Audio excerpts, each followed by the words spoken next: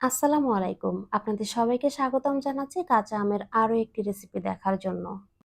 খুবই সাধারণ মসলা আর অল্প উপকরণেই তৈরি করে নেওয়া যাবে এমনই একটি ইউনিক রেসিপি শেয়ার করতে চলেছি। আশা করি ভিডিওটি দেখলে আপনারা একটু হলেও উপকৃত হবেন। চলুন তাহলে পুরো ভিডিওটি দেখে নেব। এখানে 1 কেজি আম আগে থেকেই ভালোভাবে ধুয়ে পরিষ্কার করে নিয়েছি। এখন প্রতিটি আমের খোসা এইভাবে ছাড়িয়ে নিতে হবে। সবগুলো আমের খোসা যখন ছাড়ানো হয়ে গেছে তখন এই আমগুলোকে খুব সুন্দরভাবে কিন্তু আবার কেটে নিতে হবে। কিভাবে কাটলে খুব সহজ হবে আর অল্প সময়ে অনেকগুলো আম কেটে নেওয়া যাবে সেই পদ্ধতিটা দেখে নিন। এভাবে আমগুলো কুচি করলে খুবই সহজ মনে হয় আর অল্প সময়ে অনেকগুলো আম কুচি করে নেওয়া যাবে। এখন কুচি করা এই আমগুলো একটি পাত্রে নিয়ে নিচ্ছি। এখন খুবই সাধারণ কিছু মশলা এখানে অ্যাড করে দিতে হবে। প্রথমে দিয়ে দিচ্ছি পরিমাণ মতো লবণ, সেই সাথে দিয়ে দিব 1 টেবিল চামচ চিলি ফ্লেক্স। এখন দিয়ে দিচ্ছি 2 টেবিল চামচ সরিষা পেস্ট। এই সরিষাগুলো আগে থেকে কিছুক্ষণ ভিজিয়ে নিয়ে পানি ছাড়াই পাটায় পিষে পেস্ট তৈরি করে নিয়েছি। খেয়াল রাখতে হবে সরিষা পেস্টে কোনো রকমের পানি থাকা যাবে না, তাহলে আচারটা নষ্ট হয়ে যেতে পারে। এখন দিয়ে দিচ্ছি 1 চা চামচ বিট লবণ, 1 চিমটি পরিমাণ টেস্টিং সল্ট, তবে এটা অপশনাল, আপনারা না চাইলে স্কিপ করতে পারেন। দিলে কিন্তু খেতে অনেক বেশি ভালো লাগে। এখন আমাদের লাগবে ভিনেগার, তার জন্য নিয়ে নিচ্ছি কোয়ার্টার কাপ ভিনেগার। ইউনিক এই আচারের রেসিপিটি রোদ অথবা চুলার ঝামেলা ছাড়াই যেহেতু তৈরি করছি তাই ভিনেগার তো দিতেই হবে।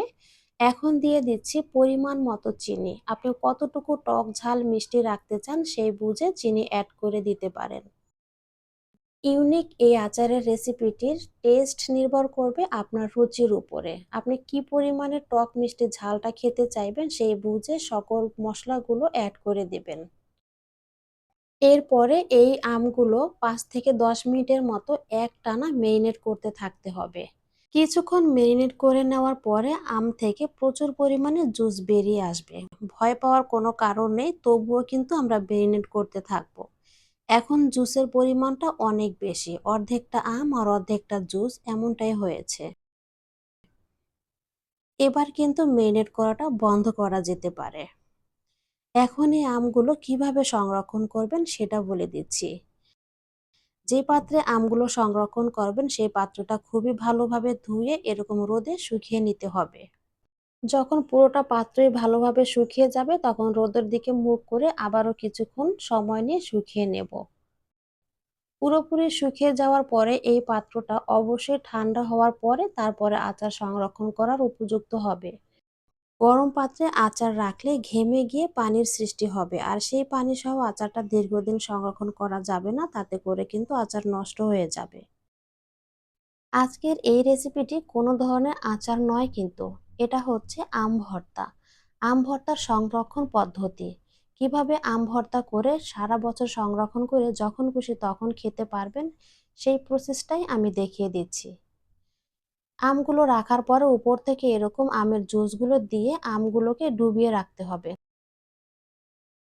তাহলেই আশা করি এই আম ভর্তার রেসিপিটি 12 মাস একদম ভালো থাকবে। নানা ধরনের আমের আচার 12 মাস সংরক্ষণ করে খেয়ে দেখেছেন, কাঁচা আমও কিন্তু সংরক্ষণ করে খেয়ে দেখেছেন, কিন্তু আমার মতো এরকম আম ভর্তা সংরক্ষণ করে খেয়েছেন কি? যদি না খেয়ে থাকেন তাহলে ভিডিওটি আপনার জন্য। ইউনিক এই আমের রেসিপির আইডিয়াটি যদি আপনাদের কাছে একটুও ভালো লেগে থাকে প্লিজ একটা লাইক দিবেন আর চ্যানেলটা সাবস্ক্রাইব করে পাশেই থাকবেন। এই রেসিপিটি যখন আমি কমপ্লিট করেছি না, কি বলবো, ঘর একদম মৌ মৌ করেছে। আর আমের যে জুসটা বের হয়েছে না, এটা জাস্ট ওয়াও ছিল। একবার খেলে বারবার অনায়াসে খেতে চাইবেন। আজ তাহলে বিদায় নিচ্ছি। বাই দ্য ওয়ে, আমি মেহেরুন। এতক্ষণ আপনাদের সাথে ছিলাম অ্যান অনিয়ন থেকে। সবাই অনেক বেশি ভালো থাকেন, সুস্থ থাকেন।